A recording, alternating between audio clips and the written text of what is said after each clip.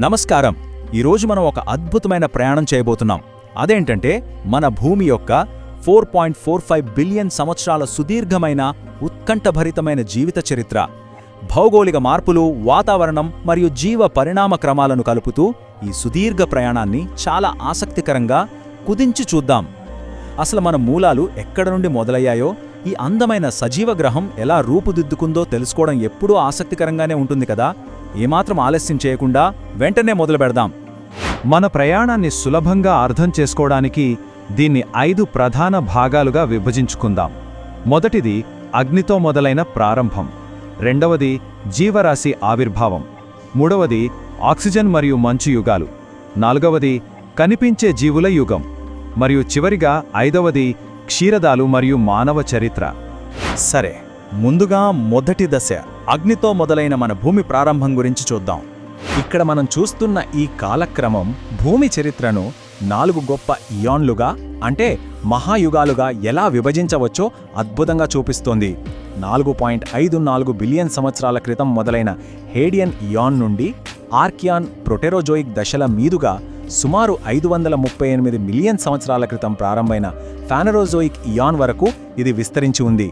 కేవలం మండుతున్న కరిగిన శిలల స్థితి నుండి నేడు మనం చూస్తున్నంత సంక్లిష్టమైన జీవరాశితో కళకళలాడే గ్రహంగా మన భూమి ఎలా రూపాంతరం చెందిందో ఈ దశలు మనకు స్పష్టంగా తెలియజేస్తాయి. ఇందులో మనం ప్రధానంగా గుర్తుంచుకోవాల్సిన సంఖ్య 4.54 బిలియన్లు. అవును, ఇది మన భూమి వయస్సు. సోలార్ నెబ్యులాలోని పదార్థం అంతా కలిసిపోయి ఒక గ్రహంగా రూపాంతరం చెందినప్పటి నుండి గడిచిన కాలమిది. అసలు ఇన్ని బిలియన్ సంవత్సరాలు అని ఊహించుకోవడానికే చాలా ఆశ్చర్యంగా అనిపిస్తుంది కదూ. మరి అప్పుడే పుట్టిన మన భూము ప్రారంభ రోజుల్లో ఏం జరిగిందో తెలుసా? ఒక అత్యంత భయంకరమైన ఘర్షణ చోటు చేసుకుంది. థియా అనే పేరుగల దాదాపు మన అంగారక గ్రహం అంటే మార్స్ అంత సైజులో ఉన్న ఒక గ్రహశకలం అత్యంత వేగంగా వచ్చి భూమిని ఢీకొట్టింది. ఆ మహా విస్ఫోటనం దెబ్బకు భూమి లోపని మ్యాంటిల్ పదార్థమంతా అంతరిక్షంలోకి ఎగజిమ్మి వేగంగా ఘనీభవించింది. అలా ఏర్పడిందే ఈరోజు రాత్రిపూట ఆకాశంలో మనకు అందంగా కనిపించే చందమామ. ఇది నిజంగా ఒక ఆశ్చర్యకరమైన విషయం. ఇక మన విశ్లేషణలో 2వ భాగంలోకి అడుగు పెడదాం. అదే జీవరాశి ఆవిర్భావం.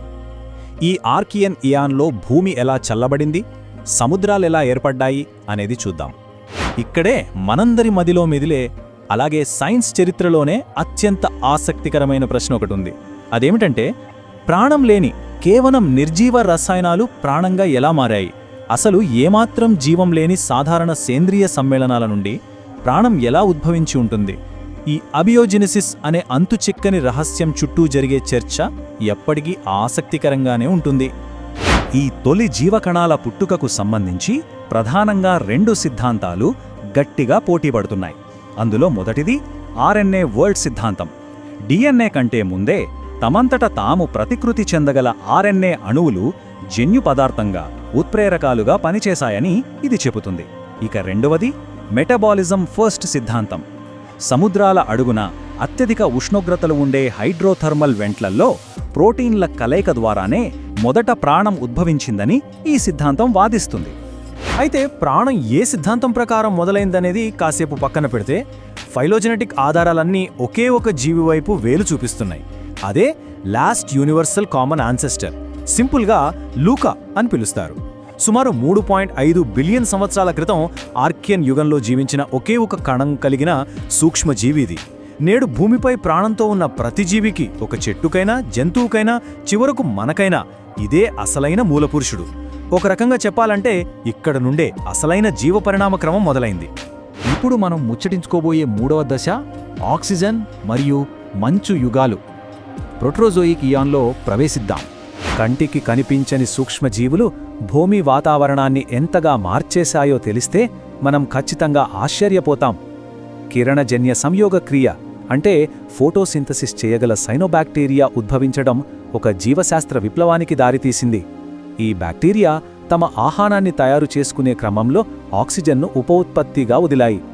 ఈ ఆక్సిజన్ సముద్రాలలోని ఇనుముతో కలిసిపోయి చివరకు వాతావరణంలో పెద్ద ఎత్తున పేరుకుపోయింది. ఇదే భూమికి రక్షణ కవచమైన ఓజోన్ పొరను సృష్టించింది. కానీ విచిత్రమేమిటంటే, అప్పటి వరకు ఆక్సిజన్ లేకుండా బతుకుతున్న ఎన్నో జీవులకు ఈ కొత్త ఆక్సిజన్ అత్యంత విషపూరితంగా మారిపోయి వాటి ప్రాణాలను తీసేసింది. ఈ ఆక్సిజన్ స్థాయిలు పెరగడం వల్ల వాతావరణంలో ఒక ఆకస్మిక భారీ మార్పు సంభవించింది. ఇది గాలిలో భూమిని వెచ్చగా ఉంచే మీథేన్ వాయువును పూర్తిగా తుడిచిపెట్టేసుంటుంది. దాంతో ఏమైంది? భూమి ఉష్ణోగ్రతలు అమాంతం పడిపోయి ఒక తీవ్రమైన మంచుయుగంలోకి నెట్టబడింది. ఉత్తర దక్షిణ ధృవాల నుండి భూమధ్యరేఖ వరకు ప్రపంచమంతా మంచుతో కప్పబడిపోయింది. అంటే మొత్తం భూగోళమంతా ఒక భారీ మంచుబంతిలాగా మారిపోయిన ఒక స్నోబాల్ ఎర్త్ దృశ్యాన్ని ఒక్కసారి ఊహించుకోండి. గూస్బంప్స్ వస్తాయి కదూ? సరే, ఆ మంచు కరిగిన తర్వాత ఏమైంది? అదే మన 4వ భాగం, కనిపించే జీవుల యుగం. ఈ ఫానరోజోయిక్ ఇయాన్ గురించి మాట్లాడుకుందాం. మంచు యుగం ముగిశాక సుమారు 538 మిలియన్ సంవత్సరాల క్రితం పరిణామ క్రమంలో ఒక అద్భుతమైన పరుగు మొదలైంది. దాన్ని క్యాంబ్రియన్ ఎక్స్ప్లోజన్ అంటారు. అంటే అకస్మాత్తుగా ఎన్నో రకాల బహుళ కణ జీవులు పుట్టుకొచ్చాయి. నేడు మనం చూస్తున్న చాలా ప్రధాన జంతువర్గాలకు బీజం పడింది ఇక్కడే. సముద్రాలలో జీవులు కఠినమైన పెంకులను, అస్థిపంజరాలను, ప్రత్యేకమైన శరీర భాగాలను ఎంత వేగంగా అభివృద్ధి చేసుకున్నాయో చూస్తే ఈ దశ నిజంగా జీవవైవిధ్యానికి ఒక కొత్త అర్థాన్ని ఇచ్చిందని చెప్పొచ్చు. అయితే ఈ జీవరాశి కథనం ఎప్పుడూ అంత సాఫీగా సాగలేదు. మధ్య మధ్యలో ఎన్నో ఆటంకాలు. అదేమిటంటే, ఈ జాబితాలో మనం స్పష్టంగా చూడొచ్చు, బిగ్ 5 అని పిలిచే 5 అతిపెద్ద సామూహిక వినాశనాలు ఎప్పటికప్పుడు భూమి మీద ఉన్న జీవరాశిని ఎలా తుడిచిపెడుతూ వచ్చాయో. తీవ్రమైన మంచుయుగాల నుండి వాతావరణంలో మార్పులు, అగ్నిపర్వతాలు బద్దలవ్వడం, ఆస్టెరాయిడ్ల దాడి వరకు ఇలా ఎన్నో భయంకరమైన సంఘటనలు జీవన చక్రాన్ని మళ్లీ మొదటికి తెస్తూ ఒక కొత్త ప్రారంభానికి తెరతీశాయి. ఈ వినాశనాలలో అత్యంత ప్రసిద్ధమైనది మరియు మనం ఖచ్చితంగా గుర్తుంచుకోవాల్సిన సంఖ్య 66 మిలియన్లు. సరిగ్గా 66 మిలియన్ సంవత్సరాల క్రితం నేటి మెక్సికోలోని యుకాటాన్ ద్వీపకల్పాన్ని సుమారు 10 కిలోమీటర్ల పరిమాణం ఉన్న ఒక భారీ ఆస్ట్రాయిడ్ బలంగా ఢీకొట్టింది. ఇది ఎంతటి వినాశనం సృష్టించిందంటే, భూమిపై అప్పటి వరకు రాజ్యమేలిన భయంకరమైన డైనోసార్లతో సహా ఏకంగా 75% జీవరాశులను శాశ్వతంగా తుడిచిపెట్టేసింది. వినడానికి బాధాకరంగా ఉన్న ప్రకృతిలో ఒకరి వినాశనం మరొకరికి వరం లాంటిదే. డైనోసార్ల అంతం ప్రాణాలతో బయటపడిన చిన్న, రాత్రిపూట మాత్రమే సంచరించే క్షీరదాలకు ఎంతగానో కలిసి వచ్చింది. అప్పటిదాకా డైనోసార్ల ఆధిపత్యం వల్ల అణగారిపోయిన ఈ చిన్న జంతువులకు ఇప్పుడు పర్యావరణంలో ఎంతో స్వేచ్ఛ దొరికింది. క్రమంగా గడ్డి భూములు విస్తరించడంతో క్షీరదాలు భారీ పరిమాణంలో పెరిగాయి. ఆశ్చర్యకరంగా భూమిపై నడిచే జంతువుల నుండి తిమింగలాలు పరిణామం చెంది సముద్రాలకు అలవాటు పడ్డాయి. అలాగే చెట్లపై జీవించడానికి అనుగుణంగా ప్రైమేట్స్ అంటే కోతుల లాంటి మన పూర్వీకులు అద్భుతంగా అనుకూలతను సాధించారు. ఈ వినాశనమే సీనోజోయిక్ యుగంలో క్షీరదాలు వైవిధ్యం చెందడానికి అసలైన వేదికనందించింది. ఇది వింటే మనం ఖచ్చితంగా ఆశ్చర్యపోతాం.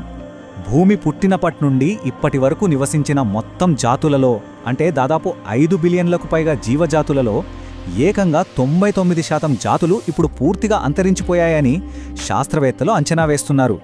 కేవలం 1% మాత్రమే మిగిలాయి. ఇది ప్రకృతి యొక్క అత్యంత క్రూరమైన కానీ ఎంతో సహజమైన పరిణామ ప్రక్రియ. ఇక మన విశ్లేషణలో చివరి మరియు అత్యంత ఆసక్తికరమైన 5వ భాగంలోకి వచ్చేశాం, క్షీరదాలు మరియు మానవ చరిత్ర.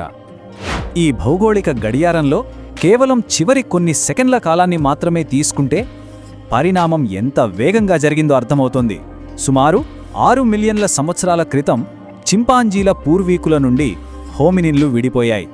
అక్కడ నుండి నిటారుగా నడవడం నేర్చుకోవడం, మెదడు అపారంగా అభివృద్ధి చెందడం, ఇవన్నీ జరిగి ఎట్టకేలకు సుమారు 2 లక్షల సంవత్సరాల క్రితం ఆఫ్రికాలో మన ఆధునిక మానవులైన హోమోసేపియన్స్ ఆవిర్భవించారు. మనిషి ఆవిర్భావం తర్వాత జరిగిన కథంతా ఒక ఎత్తు. మానవ పరిణామం కేవలం శారీరక మార్పులకే పరిమితం కాలేదు. అగ్నిని కనుగొనడం, దాన్ని నియంత్రించడం ద్వారా మనం జంతువుల నుండి పూర్తిగా వేరుపడ్డాం. సంక్లిష్టమైన భాషను, సంస్కృతిని అభివృద్ధి చేసుకున్నాం. సుమారు క్రీస్తుపూర్వం 8500 ప్రాంతంలో వచ్చిన వ్యవసాయ విప్లవం అయితే మనిషి జీవనశైలినే మార్చేసింది. అక్కడి నుండి నాగరికతల ఆవిర్భావం, రాతకోతలు, ఆపై అత్యంత వేగవంతమైన వైజ్ఞానిక పారిశ్రామిక విప్లవాలు, ఇలా కేవలం కంటిరెప్పపాటు కాలంలో మనిషి భూమిని శాసించే స్థాయికి చేరుకున్నాడు. ఈ సుదీర్ఘ విశ్లేషణను ముగించే ముందు ఒక ఆలోచింపజేసే ప్రశ్నను మన ముందుంచుకుందాం. ప్రస్తుత పరిస్థితులను గమనిస్తే వాతావరణ మార్పులు, కాలుష్యం, పర్యావరణంపై మనం చూపిస్తున్న తీవ్రమైన ప్రభావాల దృష్ట్యా తెలిసో తెలియకో మనుషులు 6వ సామూహిక వినాశనానికి కారణమవుతున్నారా? అలాగే ఆంథ్రోపోసీన్ అనే ఒక సరికొత్త మానవ ప్రేరేపిత భౌగోళిక యుగాన్ని మనమే సృష్టిస్తున్నామా? భూమి యొక్క 4.5 బిలియన్ సంవత్సరాల చరిత్రలో ఎప్పుడూ లేని విధంగా ఒకే ఒక జాతి తన తదుపరి అధ్యాయాన్ని తానే స్వయంగా ఎలా రాస్తోందో ఇది స్పష్టంగా హైలైట్ చేస్తోంది. ఇదొక హెచ్చరిక అనుకోవచ్చు, లేదా బాధ్యత అనుకోవచ్చు. ఈ సుదీర్ఘ చరిత్ర మనకు ఎన్నో పాఠాలు నేర్పుతోంది. మున్ముందు ఈ సజీవ గ్రహం పయనం ఎటు దారి తీస్తుందో మనం వేచి చూడాల్సిందే.